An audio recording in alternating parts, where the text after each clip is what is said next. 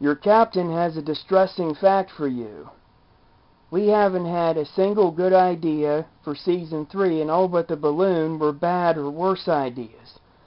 Even late in Season 2, we didn't have any good ideas. So hopefully, this pepper will end the dry run of good ideas, and Demi, who's had a thorough scrubbing to ensure that there won't be any arcing from any leftover, will be microwaving this pepper. And as exciting as the bad ideas are to watch, it is nice to have a good idea now and then. So,